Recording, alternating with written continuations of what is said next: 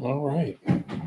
Let's sort of shift out of that light right above me.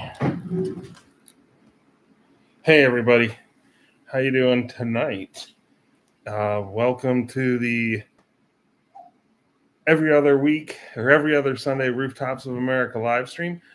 Tonight, we're actually going to have a little fun with it. And since Halloween is right around the corner, we're going to talk about ghosts and ghouls and things that go bump in the night.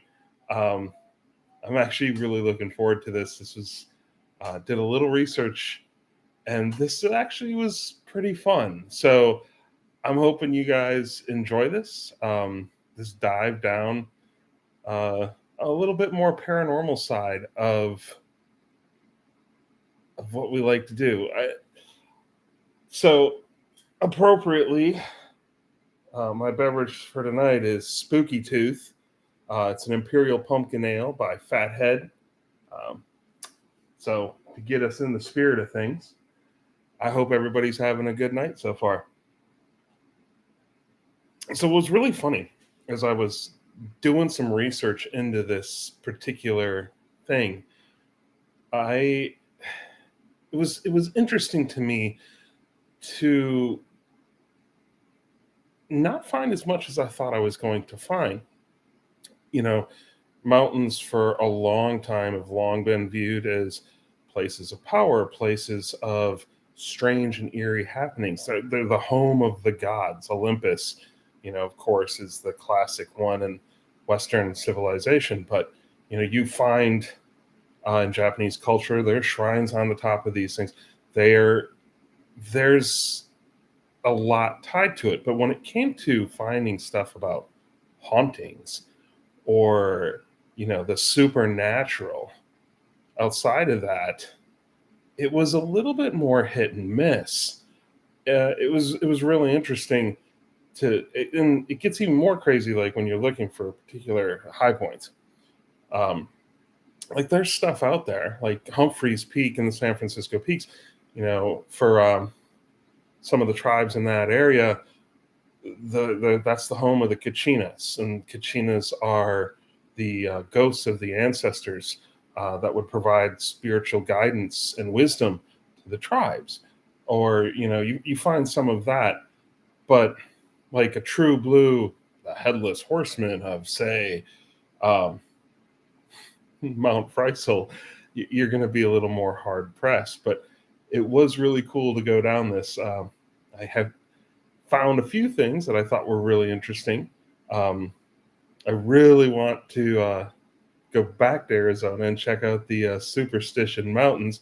There are a ton of stories around that. In fact, speaking of the native tribes, there are branches of the Apache that thought the gateway to hell was in the Superstition Mountains. And there's, of course, the Lost Dutchman Mine and hauntings from people that have been trying to find that over the years. And it was, there's even people like, I'll never go into those mountains by myself, stuff like that. And it was interesting.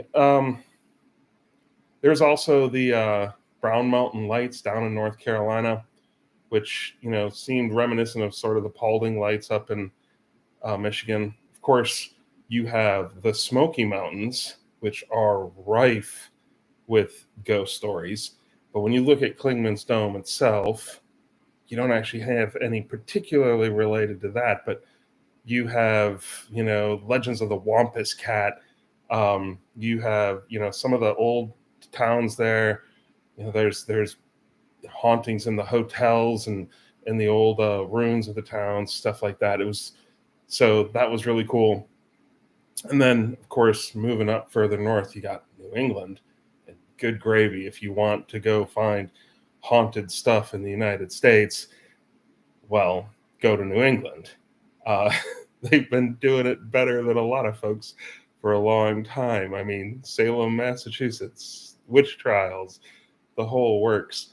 And it got me to thinking of inspiration for some of this. You have Mount Greylock, and that peak, especially in the 1800s, was a site of industry. In fact, one of our great American authors from the early 19th century, Nathaniel Hawthorne, um, got a bunch of inspiration from Mount Greylock. And Hawthorne always has an inclination towards the supernatural. He's got that dark he's in that romantic literature tradition, not romantic as in love, but romantic as the movement. And he gets inspiration just from Mount Greylock, walking through it on one night back when it wasn't what it looks like today. It was more clear cut. You have these lime kilns scattered on the slopes, and they're burning bright red in the dark of the night. And Hawthorne will end up taking inspiration from that, and it shows up in different places in his work. But the most notorious, of course, is his short story Ethan Brand. So that was interesting. But if you did want to experience something, more haunted naturally, near that high point, Bish Bash Falls, the highest waterfall in Massachusetts, to the south of that, is the place to go. There is a story of Native American woman who committed suicide on that falls, and she is said to haunt them to this day. And so the other thing that was really interesting was not the mountains itself. We're going to get to a couple at the end, though, because I did find a few. But Vermont, of course, out in Stowe, the Green Mountain Inn is supposedly haunted. More notorious, over in the White Mountains, you have the Mount Wiley landslide tragedy. Like this sort of one of the first natural tragedies to captivate a young nation when it happened, including Hawthorne. He writes a story about it, a short story about it. But that's not Mount Washington itself. And I thought that was really fascinating when when I was looking at it, like, Mount Washington is a deadly peak. And you would think, it wouldn't surprise somebody, like people hiking up Mount Washington, and we all know the conditions up there, having some paranormal encounter. But you don't really find a lot of that. And part of me chalked it up to maybe the wind just blows it all away. They can't handle the winds of Mount Washington. Whereas, they do say the hotel, the Mount Washington Hotel, that big white, grand hotel palace at the base of it, supposedly is haunted. It was really, it was fascinating to see that. And, it's funny, the Shining, the Stanley Hotel, that came up. The Stanley Hotel came up too. But not on the peaks themselves. Of course, you have the legends in the Northwoods, where I'm from, of the Wendigo, this cannibalistic beast. It comes from that Chippewa, Ottawa tradition throughout the Northwoods. And, over in Rhinelander, of course, not too far from Tim's Hill, I'm stretching the word too there. You have the legend of the Hodag, of course, which is a lot of fun in its own right. It was really cool to see some of the others. So when I was looking, when I started my search, I started looking for the high points themselves, like which high points are haunted. And I didn't really come up with much. So I started looking broader. So, the Black Hills. So yeah, in the Black Hills, you have Deadwood, and supposedly some haunted hotels in that area. You have the legend of Spearfinger. Actually, Spearfinger, I think, is in the Smokies, because that's a Cherokee tradition. But you do have some of that Lakota Sioux mythology or belief creeping into it as well, in the Black Hills. Out in the Sierra Nevadas, of course, there's the cryptid Penelope. That actually was one of the things I quickly realized as I was going down this, was how much, if I wanted to start a channel on cryptids, um, things like Bigfoot, I mentioned the Wampus Cat, the Hodag, Mothman, Bunny Man. You could, it'd be really easy to go down that path and find more than a few stories on that. But I'm pretty sure that is well covered already on YouTube, and I don't know if I can add a whole lot to that discussion. But it was pretty wild. And here's what I actually did. Here I have 3 stories that I can sort of share. And surprisingly, the one place I did think there would be something was Woodall Mountain in Mississippi. The Battle of Iuka was a bloody, sharp fight there. And, there's the cemetery isn't that far from Woodall Mountain. And in fact, they argue that fighting actually was on the slopes, of finding finding some ghost stories related to the battle. Surprisingly, no. It was really, I was sort of let down. But here's the best ones that I did find when I went through all this. And the first one was Jerimoth Hill in Rhode Island. Now, we all know that Jerimoth Hill was named for Mr. Jerimoth Brown, who did own that property for a good chunk in the 19th century. Now, they named it Jerimoth Hill because Brown Hill was too commonplace. And Jerimoth Brown turns out to be a bit of an oddball. Like, the Brown family isn't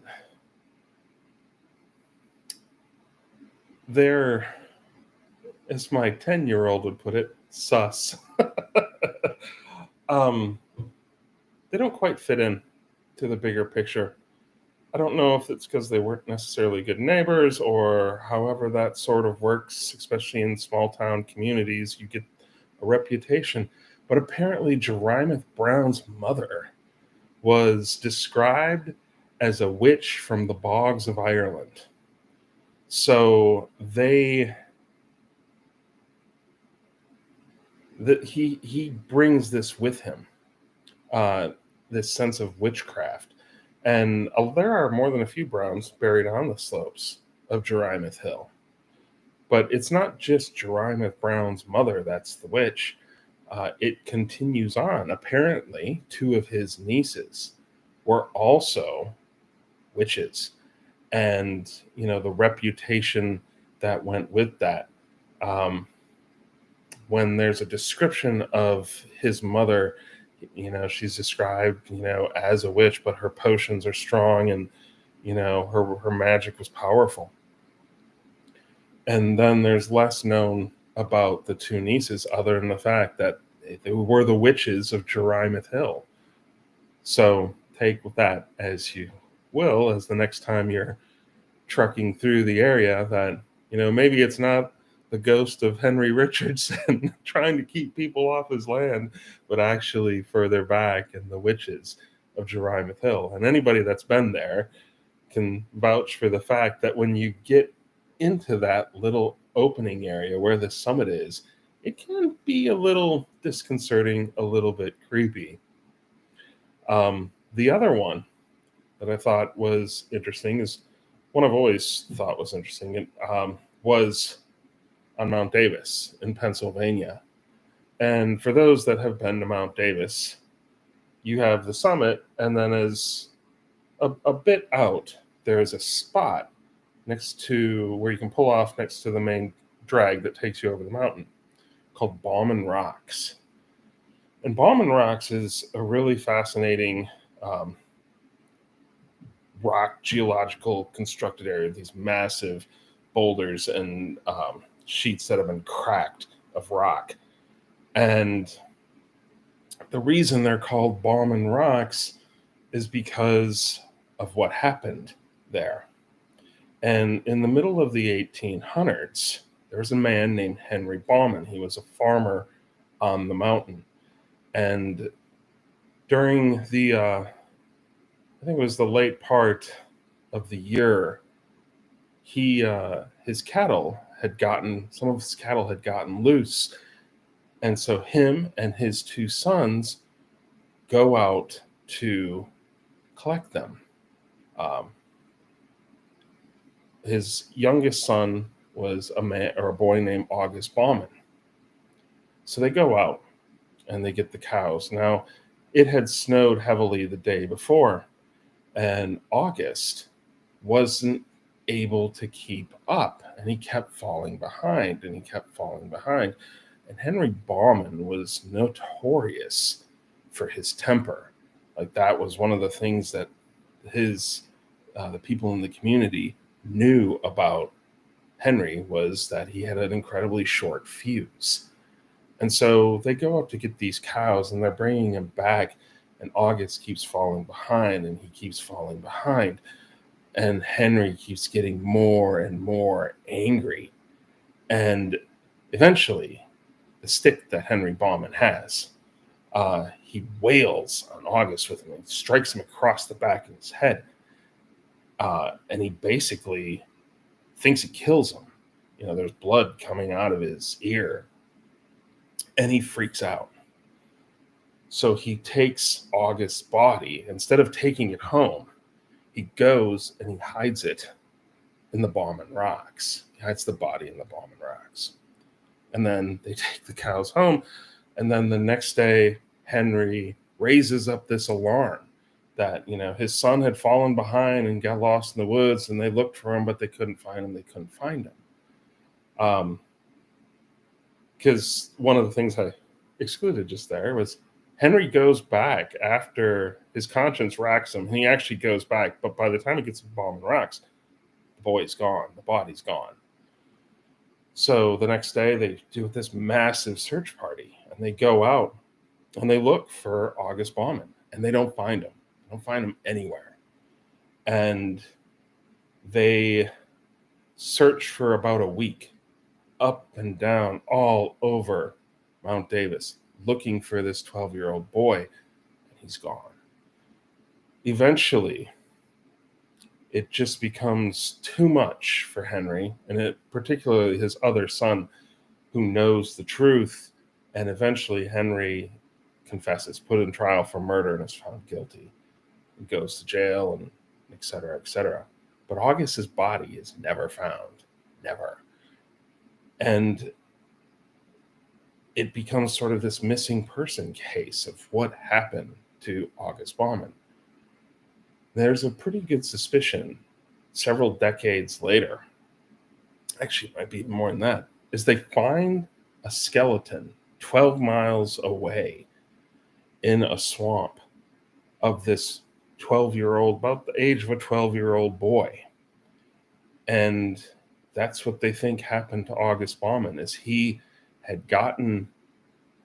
came to, he had revived, but he was disoriented, confused, and in the dark, he got terribly lost, and he died miles and miles away in this swamp, alone, tired, hungry. And that's the tragedy of the Baughman rocks. I've always thought that particular story is creepy as hell, and it would not surprise me one bit if somebody ever came and reported a haunting on Mount Davis of a 12-year-old boy trying to find his way home. So I saved the best for last, though, because one of the craziest that I found was Black Mountain, Kentucky. Now, let's set the stage a little bit. If you're familiar with Kentucky, you'll know that is Harlan County. You'll also know that is the heart of coal country in Appalachia. You'll also know that Harlan County has a nickname, Bloody Harlan. And that comes from a period, even to an extent to this very day, of the conflicts between miners and the mine owners, and the rise of unions and strike breaking, strike busting, stuff like that. They fought battles there. People were murdered, dragged out, and it was absolutely crazy. The conflict that existed between those who owned the mines and those who had to work for them. Well, this is one of those stories that comes out of this period of Bloody Harlan. One of the mines on Black Mountain, I believe it was called Big Mountain Mine or Big Black Mine. There was one of the workers there. Had a reputation as one of the worst mines to be working at on Black Mountain. Terrible safety, poor wages.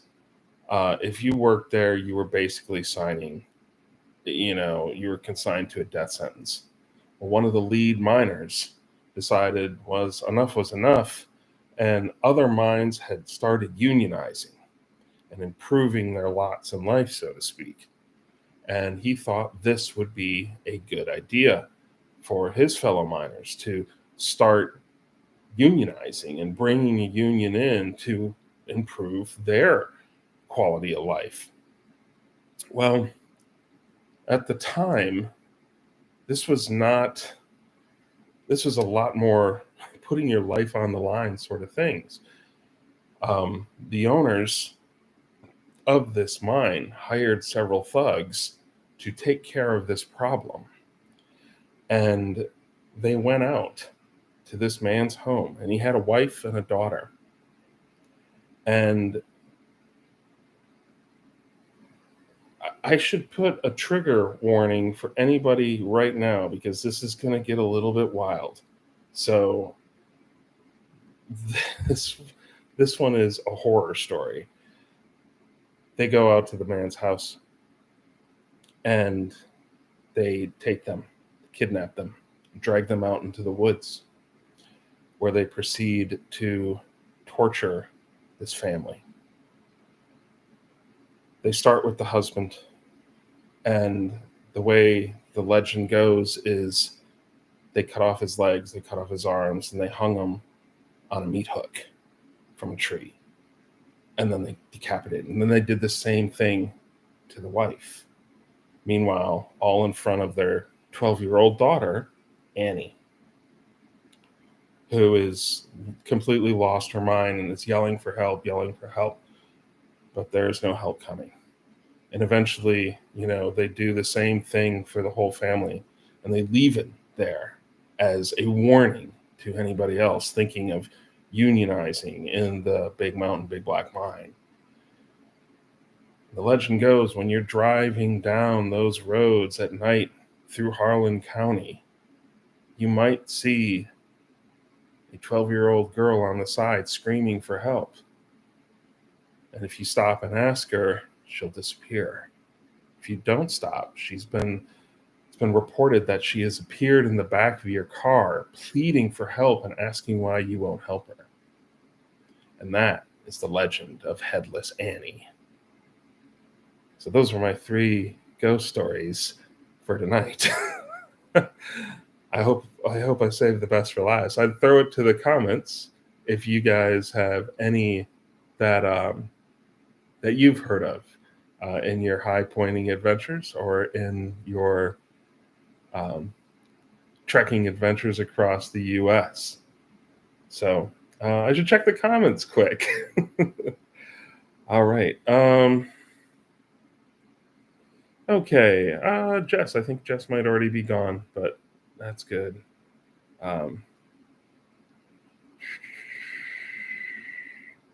Congratulations, Pretzel, on your National Park high point and your low point in the Cuyahoga Valley. And let's see. What's the picture you used from the beginning before the stream start? Oh, I took that from Mount Elbert. That's looking down the mountains there from the summit. I've always liked that picture. Hi, Eric. How you doing? Bill, hello. Nice to see you. You two traveling around, man. And your boy, Alex. Hey, welcome. I'm glad you're here. What's the highest building in the U.S.? I would think someone already answered it. The Whitney Summit Hut might be the answer to that. Permanently inhabited, that might be a different story.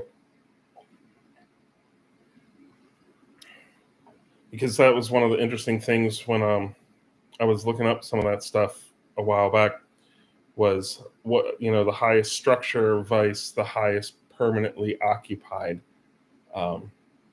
thing. So let's see what else. See, well, that was yeah, the Headless Annie one. I will put a link in the description for that.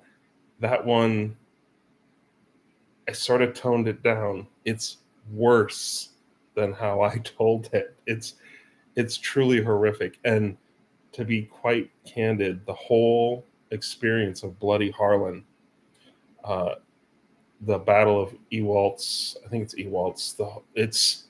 It's crazy. It's absolutely wild. I can't even, it's one of the reasons I want to go back to Kentucky and refilm that, because there is so much fascinating history there. And it really, this crazy dichotomy of an absolutely stunningly beautiful place that has seen some absolutely horrific things happen there. And if you want to go down a crazy rabbit hole, that's one worth looking down. Do you have any haunted bridge stories? Surprisingly, I probably could find a few. I do know there's like the Goat Bridge down in Texas. That's out in East. And I know, I believe the Bunny Man thing, the Bunny Man stuff near in Northern Virginia. There's a bridge associated with that particular cryptid. But none off the top of my head. So, how y'all doing tonight? Do you have any plans for Halloween? Anybody actually done any Halloween high points? Steve and I have grown up in Kentucky and have reached the summit of Black Mountain near nightfall in a storm. That story is really creepy.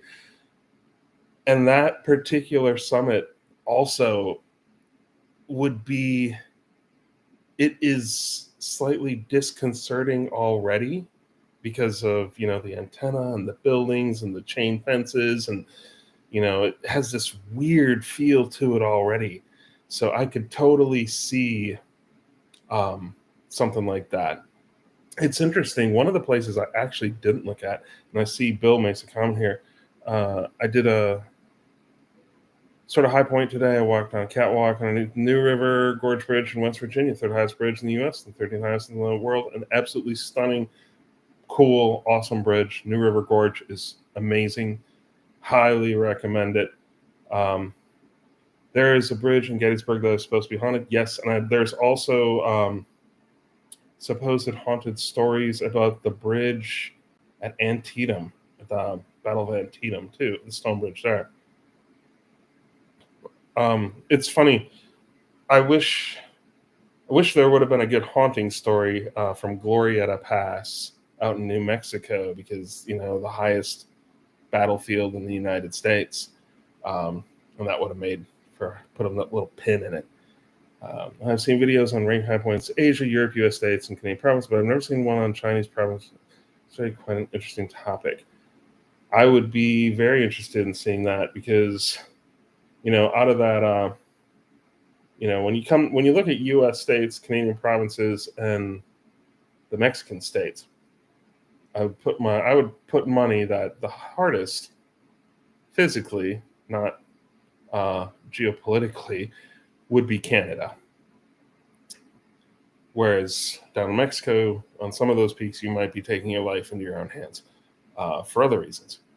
But the Chinese ones has to be a fascinating grouping there, particularly as you go out west, as you get up farther west. New York, New Jersey, Pennsylvania, Tri-Point last week, right under the bridge. The noisiest Tri-Point in the world.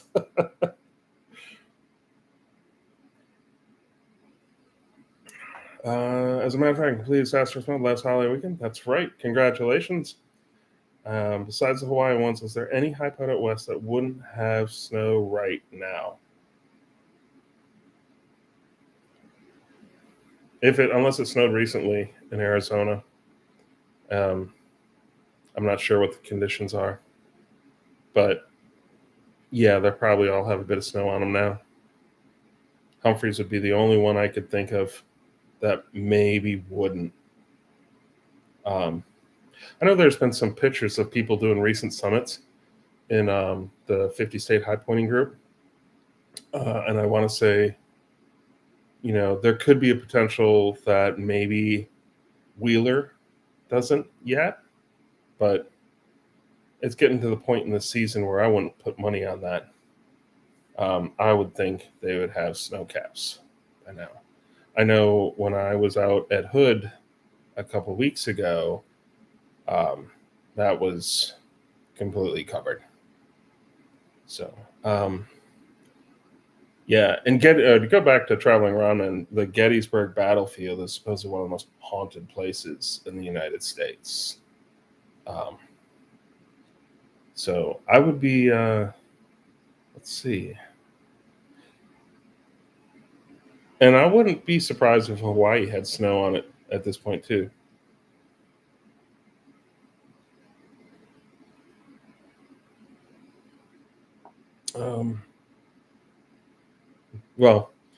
Nicholas, I see your comment there. Mount Washington, when I went up in August, the one of the people up there was saying, they had already had a white summit 2 weeks before in July. There was literally, they're like, we had 4 seasons in the matter of 2 hours. So, let's see. We drove by Baxter State Park on the way to New Brunswick earlier this month. To figure out for north and decent time of year. We hit Carlton before closure. Yeah, I believe Katahdin is also now closed. I think it closed about 2 weeks ago, around the middle of October.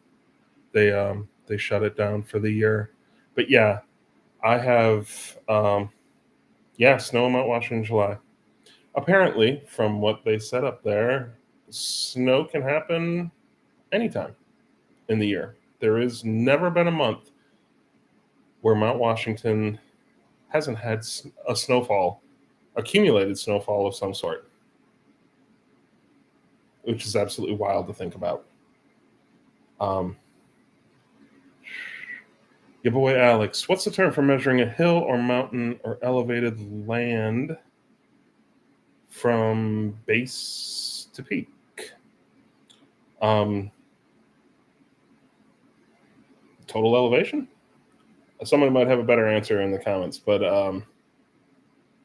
the actual term itself is one that I can't immediately think of. I'd have to go do a little research and then kick myself for not having it right in my brain. Pretzel, how? It isn't all that high, but it is the highest thing in the area by a significant amount, by several hundred feet. And what that does, it also sits at the confluence of 3 major storm tracks. So you get all this interaction with the weather. It think of Mount Washington sort of as like an electric fly light, where the bugs are just drawn into it. It's the same thing here. Like it just draws bad weather into it because it's the tallest thing around. I don't think it's prominence though, is it, Eric? Uh, Vertical relief? I don't think that's it either, because if you look at a peak like Mauna Kea, um, you look at a peak like Mauna Kea, you have, if you're measuring total height, you're measuring the additional 20,000 almost underneath the waves. That's why it's the tallest mountain from base to peak on the world, is because frankly it's the Big Island is just part of a massive mountain. Um, just most of it is under seas, and Everest may have the highest altitude, but it's not the closest to the sun. That would be Chimborazo in Ecuador. Um, but if you're talking about a peak that has the most verticality from base to peak in the world, I want to say it's Denali.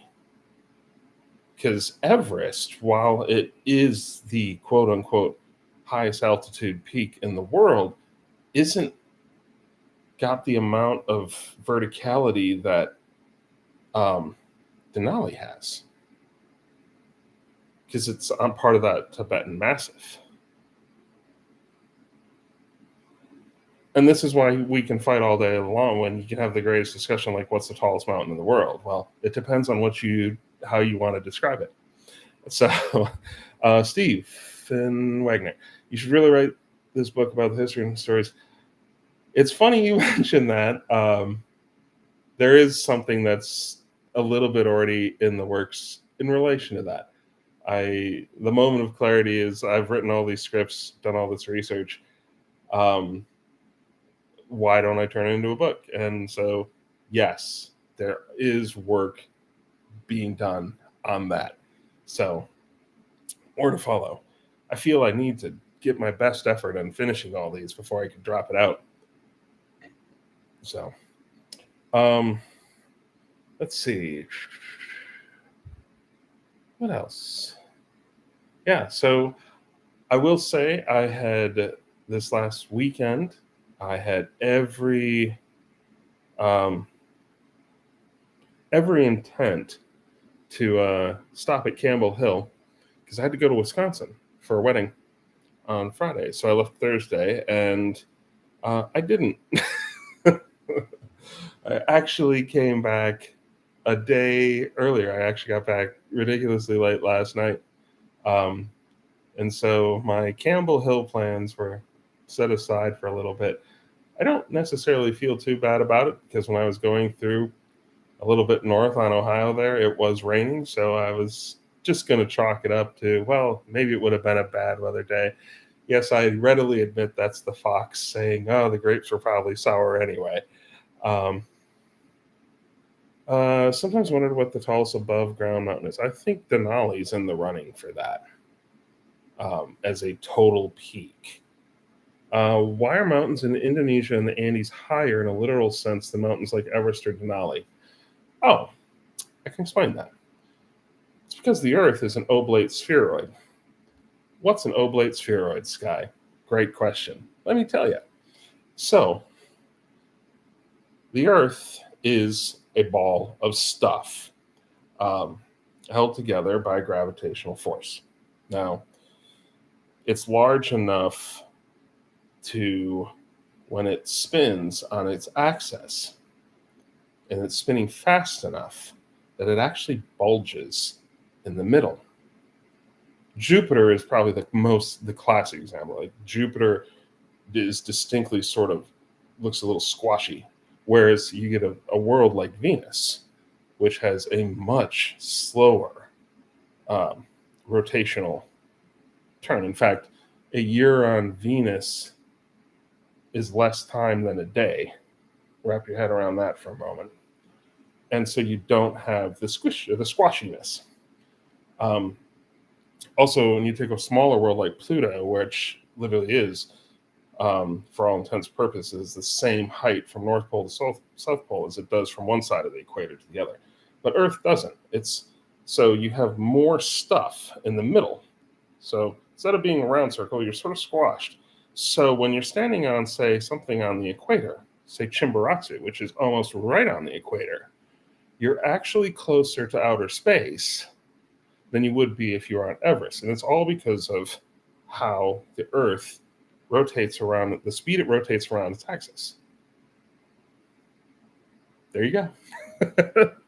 So I hope that was a decent description. All right. Well, that was my fun little Halloween special. I really hope you guys enjoyed it. And if you are going anytime to Black Mountain, be prepared for Headless Annie. Like I said, I'll put a link in the description.